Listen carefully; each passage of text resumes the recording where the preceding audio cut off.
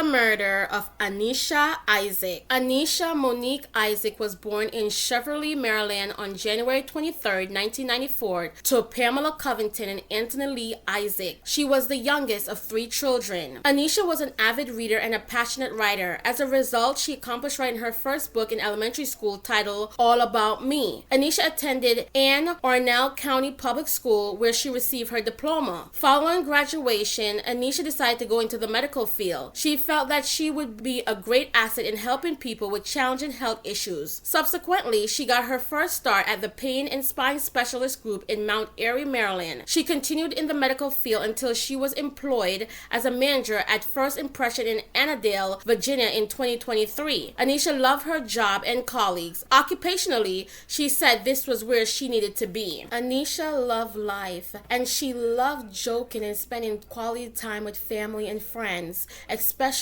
during the holidays. Anesha was a beautiful woman with a compassionate heart, a playful humor, coupled with a lively and outspoken personality. She was a special light to all who knew her. On Friday, March 15, 2024, while leaving work, Anesha was cornered in a parking lot by her ex-boyfriend, who she had a restraining order against, Tylen Jennings, 30.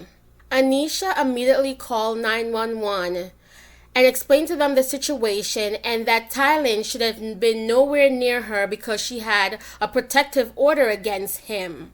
Before she could finish the phone call with the dispatcher, Tylen shot Anesha. She died on the scene.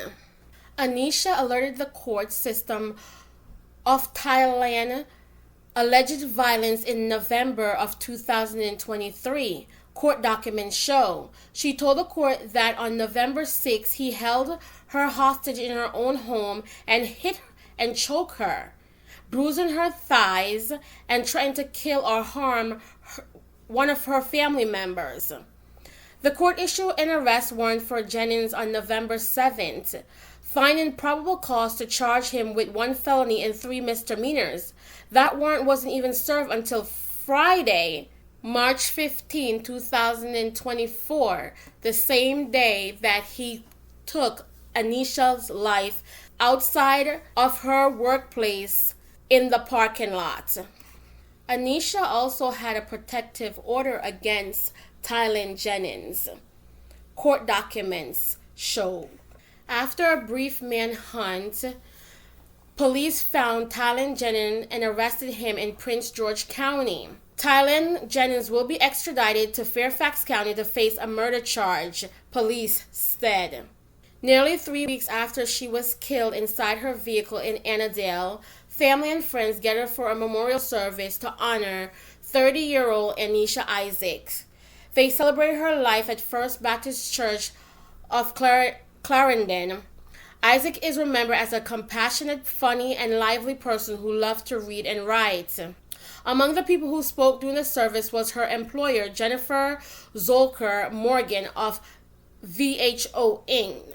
We have so many things to remember about her, and we're going to miss her terribly, Zolker Morgan told the news outlet. We remember her warmth, her caring personality, her humor, and her beautiful smile and laughter. Fairfax County Police said that Anesha Isaac died as she left work for the day. Isaac was on the phone with 911 and told the operator how Tylen Jennings was wanted and she had an active protective order against him. She was screaming and she was no longer responding to the call taker, dispatch audio said. Zolker Morgan said the team felt protective of Anesha because of her domestic dispute history. We knew what she was going through and having to obtain restraining orders, she added. Some of us have experienced similar situations, so we were very protective over her. According to loved ones, Anesha Isaac moved out of her apartment to live with family because of her ex-boyfriend, who now faces a second-degree murder charge. Fairfax County Police Detective of Victim Service Division, Slay Fayez, said it's time to make changes system-wide. She said it's not asking what else a domestic violent victim could have done, but what more could the system do to protect people? If somebody wants to kill someone, a piece of paper is not going to protect them, Fayez said. Domestic violence and dealing with it is not just one entity. I think we can't ask the question of what can we do better after somebody is murdered.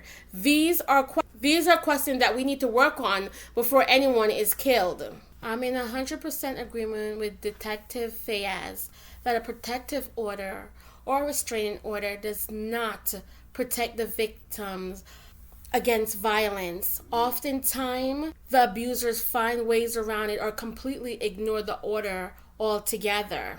They see the victim as their property, and no matter what, they're going to get to them irregardless. Anesha Isaacs was a vibrant and beautiful young lady, and she took all the steps necessary to protect herself, but at the end of the day, her ex-boyfriend was determined on taking her life if he couldn't be in hers. There was really nothing that she could have done, and it was so sad that she was trying her best and had so much to give in life, and her life was just cut short. My prayers and condolences goes out to Anesha Isaacs' family. May her soul forever rest in peace, and that her killer get the max amount of time possible for taking her life.